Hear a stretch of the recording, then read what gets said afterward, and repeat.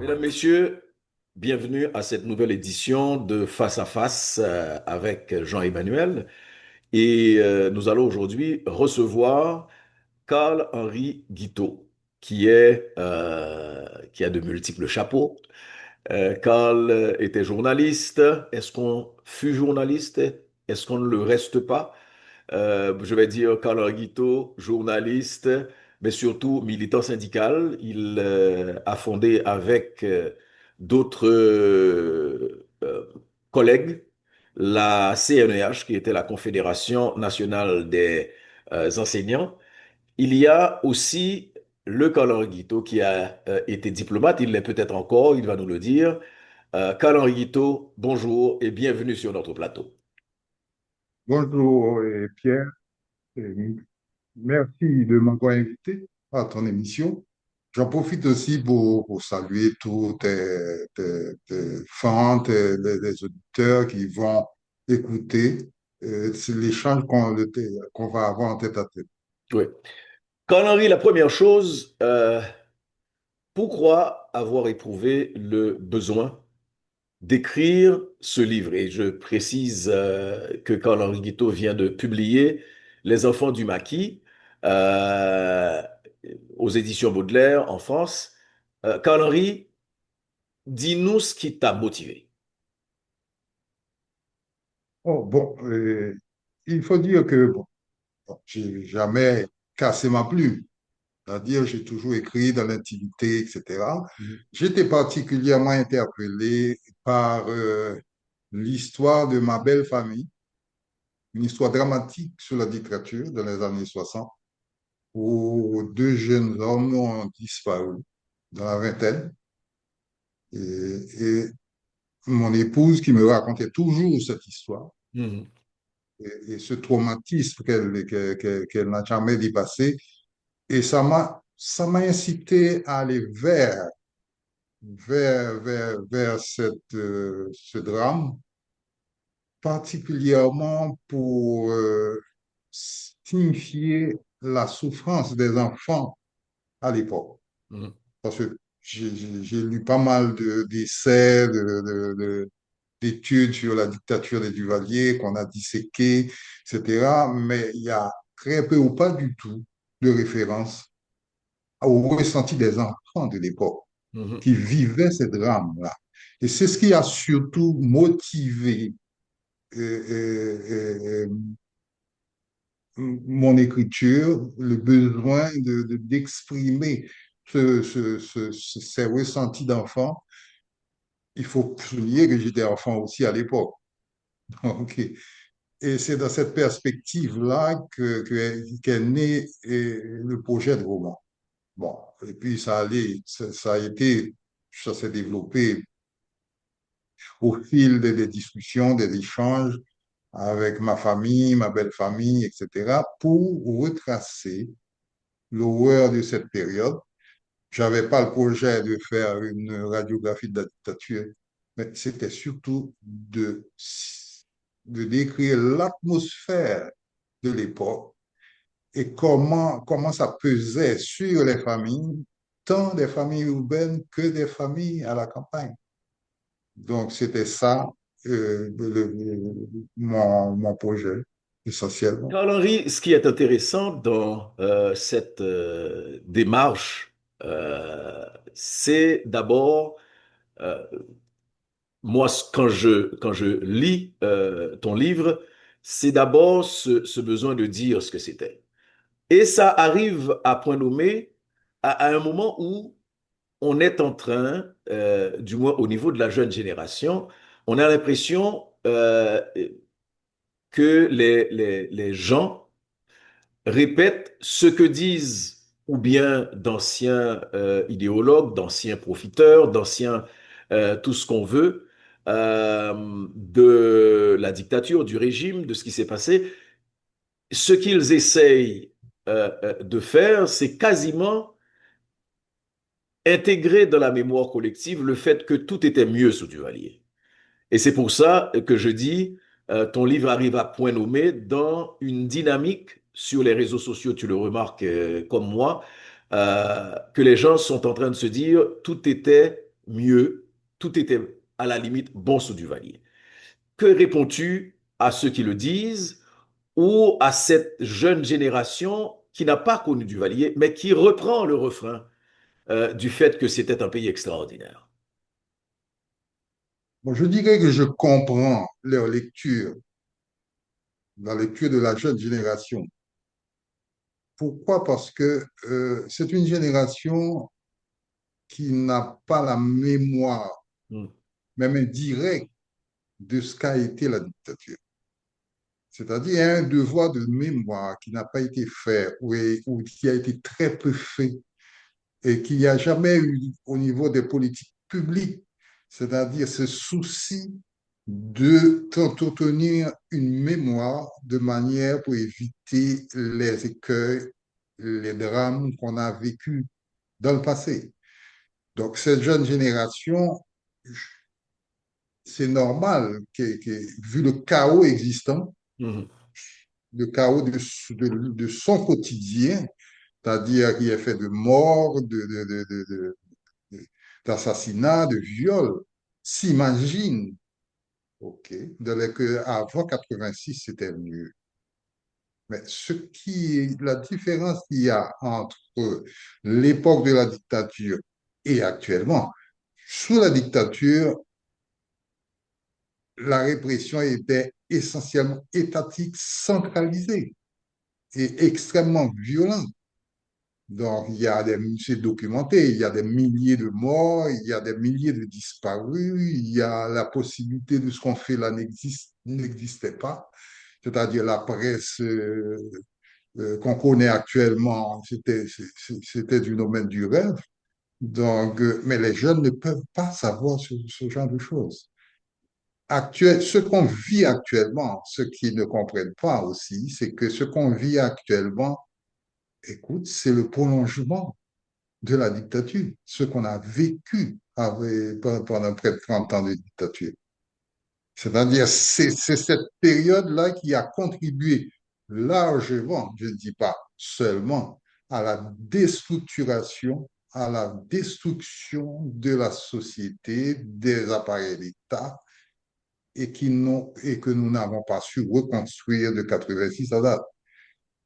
Donc, on peut comprendre cette lecture-là, mais je pense qu'il y a un travail de mémoire. Bon, si le roman que j'ai écrit peut participer même faiblement à ce travail de mémoire, c'est tant mieux. Mais je pense que c'est la conséquence d'une forme d'amnésie de nos élites qui n'ont pas su transmettre aux jeunes ce qui c'était la dictature. mm.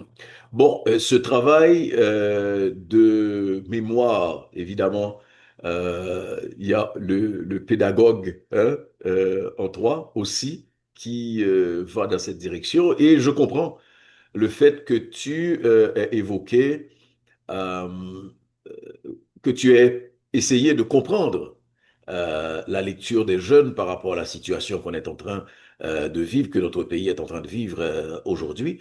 C'est vrai qu'il y avait de l'électricité, c'est vrai qu'il y avait aussi la possibilité de sortir, d'aller dans des fêtes, de se rencontrer, etc. Mais là encore, c'est cet Haïti qui était, et la réalité du tremblement de terre, de la violence actuelle, démontre une fois de plus comment le pays est concentré. Parce qu'on parlait de Port-au-Prince, ce que j'essaye de faire comprendre à des jeunes que je rencontre, on parlait de Port-au-Prince comme étant le cœur du pays, et plus que le cœur. Port-au-Prince était un pays à part, et ce n'est pas pour rien qu'on parle du pays en dehors, c'est-à-dire tout le reste du pays ne jouissait pas de tout ce que les gens peuvent voir et qui donne cette idée idyllique de l'Haïti des années 60 et 70, 80. Mais tu as parfaitement raison, Pierre. C'est-à-dire que l'image que l'on projette de cette période-là, c'est lié à l'espace particulièrement urbain de Port-au-Prince. Mais pendant ce temps, le pays en dehors dépérissait systématiquement. C'est-à-dire que toute la section rurale était quasiment quadrillée par des chefs de section, par des miliciens. Partout, c'était la répression. Et le fait de pouvoir circuler à Port-au-Prince, de sortir, d'aller dans un dancing ou bien d'aller au restaurant, etc., c'était une vitrine. Mais il fallait savoir ce qui se passait derrière cette vitrine. Et derrière cette vitrine, c'était la répression systématique. C'était pas seulement la répression physique, c'était la répression mentale. Ça veut dire que, je me rappelle très bien, que passer à proximité, par exemple, du palais national, c'était très difficile. Ça veut dire que pour passer de ces rues-là, on avait un frisson de peur, tu vois. Donc, c'était du fascisme. C'est-à-dire que c'était toute une panoplie de mécanismes de communication des radios, des médias gouvernementaux, d'accord, pour conditionner l'esprit des gens, pour conditionner l'esprit des gens par la terreur. Donc, c'était ça, la dictature. Mhm. Donc, on peut parfaitement comprendre qu'il y avait l'électricité, qu'il y avait la paix dans les rues, etc. Tout le monde pouvait circuler pourvu que vous n'aviez pas des problèmes politiques. Mais c'était la paix des cimetières aussi.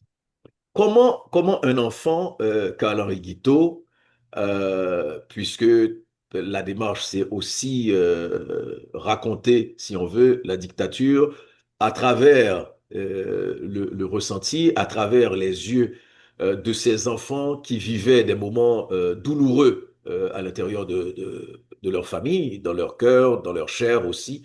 Karl-Henri Guiteau, comment euh, le quotidien d'un enfant de la dictature, le quotidien d'un enfant martyr pouvait être euh, vu, comme interprété. Le quotidien de l'enfant sous la dictature était essentiellement régulé par les remous et les événements qui Mm, touchaient directement la famille ou les proches.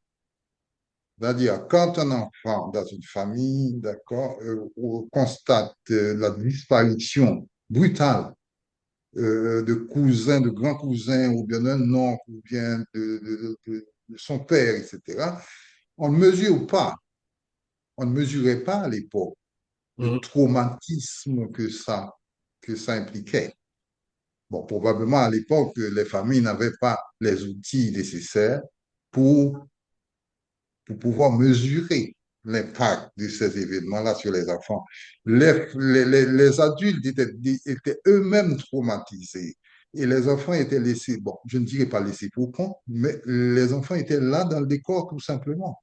Il n'y avait pas d'attention spécifique par rapport aux enfants dans des contextes pareils. Donc, en fait, l'enfant était livré à lui-même, c'est-à-dire ballotté d'un matin à un autre, d'accord, et en captant des bribes de conversation qu'il interprétait à sa manière. Donc, quand le drame arrive à un point où il faut délocaliser la famille, c'est-à-dire brusquement, l'enfant se retrouve dans un autre milieu. Dans le roman, par exemple, l'enfant sort de la capitale et va dans une section rurale. Donc, c'est un double choc. mm, C'est-à-dire, il y a le choc de la disparition de proches, le choc du dépaysement et puis le choc culturel aussi. mhm. Il y a tout ça. Parce qu'il y a Or, il un se trouve que ce déracinement de toute famille. Mm, traumatisme-là, nous- ces traumatismes sont habités, les enfants. Et ce sont ces enfants qui sont devenus des adultes. Ce sont ces enfants qui, en traversant la dictature, qui sont arrivés adultes après la dictature, après 86, ce sont des enfants aussi qui portent tous les séquelles et toute la pollution aussi de cette dictature, qui devrait façonner notre alternative. C'est pour ça que C'est la dictature est encore présente. Ça veut dire, il ne s'agit pas que le dictateur s'en va ou on fait X procès de X individus, etc. Mais le mode de pensée, le pattern que laisse la dictature a survécu à la dictature. Voilà. Mhm. Et ce prolongement dont tu parles, Carl Guiteau, j'ai aimé l'approche du déracinement que tu as évoqué. C'est-à-dire que du jour au lendemain, un enfant qui vivait à la capitale, qui allait à l'école, qui avait des amis, etc., et qui avait son quotidien dans son quartier, se trouve transporté ailleurs, il y a ce sentiment de déracinement. C'est un peu ce qui est en train de se passer. C'est pour ça que j'ai aimé cette approche de prolongement de ce qu'on a vécu. Est-ce que quelque part, dans la mémoire collective, on est capable, sinon c'est le cas, on est capable de reproduire aussi brutalement ce qu'on a vécu. Je m'explique, c'est-à-dire dans des quartiers, les bas quartiers de Port-au-Prince, comme Cité Soleil, où, si on veut, toute cette violence armée a quelque part commencé. Comment tu peux expliquer ce prolongement-là? Comment la dictature a eu cette répercussion sur la mémoire collective qui nous donne le résultat de ce qu'on a aujourd'hui? En partie, comme tu le disais. Je disais tantôt que la dictature, c'était aussi non seulement la menace permanente physique, la répression physique, mais c'était la colonisation mentale aussi. Donc, les adultes qui ont émergé de cette dictature, qui sont devenus adultes après la dictature, d'accord, certes, n'ont pas pu se débarrasser de ces patterns de fonctionnement, c'est-à-dire de ces modèles de fonctionnement. Et dans une certaine mesure, je dis dans une certaine mesure, c'est ce qui a expliqué que l'après 86 a été non pas un moment de construction à partir d'une autre vision de notre projet de société, mais ça a été tout simplement une dynamique qui a permis d'accès. Il y a une course à l'accession du pouvoir sous le jeu d'élections démocratiques. Mhm. Et cette course, puisqu'elle n'était pas alimentée par des projets sociaux, par une vision politique, d'accord? Donc, les différents acteurs, tout simplement, se sont mis à reproduire des schèmes de pensée du Valérien.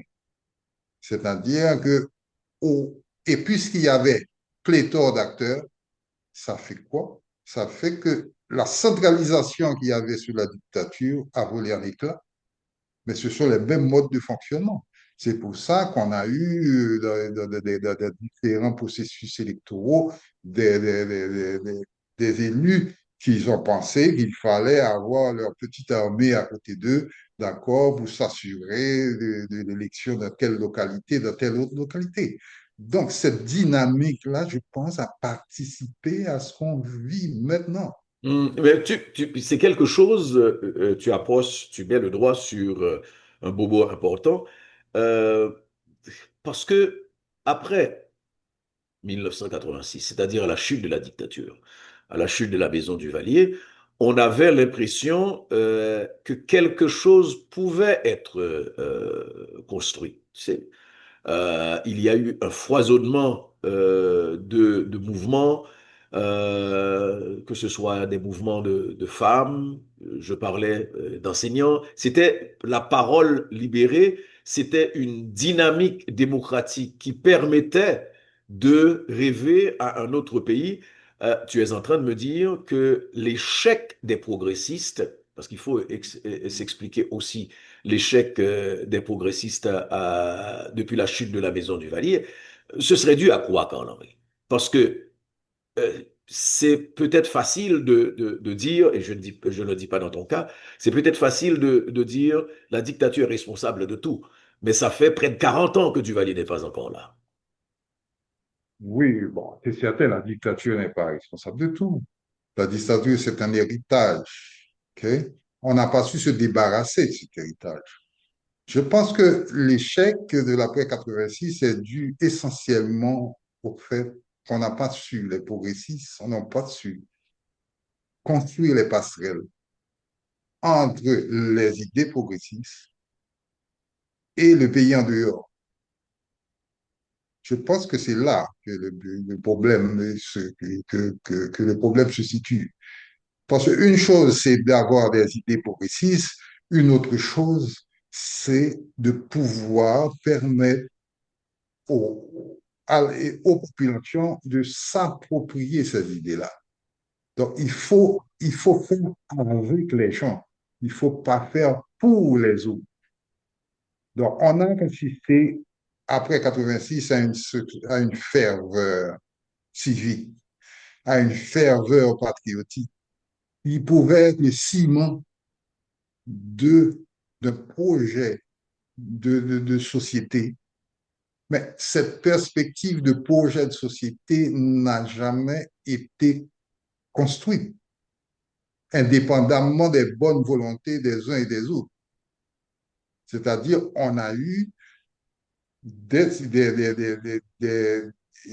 percées, mais qui se sont assimilées essentiellement soit à des individus, soit à des moments bien précis de l'histoire à l'époque, mais on sentait progressivement que les populations, le pays en dehors, sortaient progressivement de la scène politique. Mhm. Donc, je pense que c'est là le problème. Le problème, c'est que les passerelles n'ont pas été construites avec suffisamment de force, de méthode. En d'autres termes, il y a un maillage organisationnel qui n'a jamais pu atteindre une masse critique qui déterminerait une proposition de projet politique qui pourrait porter les aspirations de l'ensemble de la population. Je pense que c'est ça le problème de fond. Mhm. Et Karl Henry, il y a aussi, et là tu as été quelque peu en première ligne également, puisque tu as été diplomate pendant des années, et on doit questionner l'attitude, le comportement de l'international par rapport à Haïti. Je crois que ça aussi joue dans ce qu'on est en train de vivre comme drame aujourd'hui. C'est certain, c'est certain. Euh, la position de l'international par rapport à Haïti, il faut qu'on soit clair là-dessus. Mm. L'international, d'une manière générale, que ce soit la France, les États-Unis, le Canada ou autres pays, d'accord, pour ne citer que ces trois-là, ont une approche par rapport à Haïti en fonction essentiellement de leur propre agenda, en fonction de leurs propres intérêts. Et c'est comme ça que ça fonctionne géopolitiquement. C'est-à-dire que l'international ne peut pas venir chez vous et implémenter un projet de développement endogène. Ce n'est pas son problème, ça. L'international va venir chez vous pour implémenter un agenda où, ceci, où ce qui est prioritaire, ce sont ses intérêts propres. Le problème de fond, je pense que dans nos rapports avec l'international, c'est que, pour revenir à ce que je disais précédemment, qu'est-ce que vous avez dans votre agenda? Qu'est-ce que vous avez comme projet de développement endogène? Qu'est-ce que vous avez comme priorité? Mm. Et à partir du moment que parce que c'est incontournable. Haïti ne peut pas vivre en autarcie. Vous devez être en relation avec la République dominicaine, le Canada, les États-Unis, la France, etc. Donc, il faut des rapports avec ces pays-là. Quand vous vous asseyez avec leurs représentants, que vous ayez dans votre agenda, vous, votre projet de société, vos priorités, et vous les mettez sur la table aussi. Et la diplomatie, justement, c'est de voir comment trouver des formules gagnant-gagnant. Mais je pense qu'au Est-ce que niveau, tu crois, Carl-Henri, que, parce que j'ai aimé, enfin, quand tu as parlé de géopolitique, et là, c'est le journaliste en toi que j'interpelle, je parodie très rapidement l'autre qui disait, pauvre Haïti, si loin de Dieu, si proche des États-Unis. Et dans cette perspective, euh, je- ces derniers temps, on a l'impression que Haïti, quand je dis ces derniers temps, ces dernières années, euh, oui, on a l'impression que Haïti, les Haïtiens n'ont pas eu leur mot à dire dans les rapports avec l'international. Je parle d'impression et c'est pour ça que je dis, tu as été en première ligne. Est-ce que c'est parce qu'on n'a pas exigé ou bien qu'on ne nous donne pas la possibilité d'échanger et de venir avec notre agenda sur le tapis? je pense que c'est les deux. Euh, Haïti, comme tu dis, Haïti, de ces dernières années, on a l'impression que Haïti n'a pas eu son mot à dire. OK. La perception est juste. Et pourquoi? La question, c'est pourquoi. C'est-à-dire, il n'y a pas d'injonction formelle pour dire aux responsables haïtiens, vous n'avez pas de mot à dire. Non. Le problème, c'est que, objectivement et concrètement, la dégradation du pays, les problèmes de gouvernance du pays ont culminé à un point tel que les responsables haïtiens n'étaient plus audibles au niveau international. N'étaient plus audibles. Ça veut dire vous demandez de l'aide, mais pour qu'on vous aide, il faut bien qu'il y ait quelque chose qui existe. On vient pour supporter quelque chose qui existe. Mais quand vous n'avez rien dans votre agenda, qu'est-ce qui arrive? Il ne s'agit plus d'aide. Il s'agit d'ingérence directe dans votre gouvernance, dans votre politique, etc. Donc, je pense qu'il faut tout En simplement. termes Oui, d'agenda par rapport à Haïti, tu suis l'évolution de la situation. On a l'impression que l'international est en train de tirer dans toutes les directions et de récentes arrestations ou interdictions d'entrer au pays, etc., que ce soit aux États-Unis, que ce soit au Canada, lancées contre... on est en train de voir tomber quasiment des mythes, hein, les uns après les autres, des personnages très connus, sans nommer les Boulos, les Vob, mais aussi de grands banquiers, Carl Henry, au point de se demander, mais l'international veut quoi exactement? Puisque finalement, on a l'impression qu'il s'agit tout simplement de pointer du doigt, sans comprendre, sans comprendre ce qui est en train de se passer. Qu'est-ce qu'on va faire? Qu'est-ce qui va se produire quand on aura terminé avec ce qui aurait pu être une purge intéressante? Mais c'est dans quelle perspective? et comme je disais tantôt, je pense que l'international agit en fonction de son propre agenda. Tu as souligné les dernières arrestations qui se sont faites particulièrement aux États-Unis. Je pense que c'est en fonction de l'agenda de l'actuelle administration américaine que ces arrestations se font. j'avancerai l'hypothèse tout simplement que cette administration veut renvoyer des milliers d'Haïtiens en Haïti. Ils ont pris la mesure qui a été mis en veilleuse par la justice américaine, d'accord, sous prétexte que la situation est intenable en Haïti, donc ce n'est pas possible de renvoyer des gens. Mm.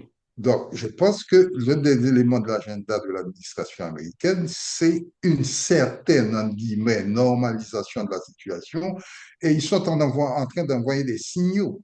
Je pense que ces arrestations, ce sont des signaux pour dire, bon, écoutez, il faut qu'il y ait quelque chose qui change dans ce pays. Il y a des gens qui sont impliqués dans des activités mafieuses. Nous faisons notre travail, nous envoyons ce signal-là, et il y a d'autres signaux qui sont en train d'envoyer pour vérifier actuellement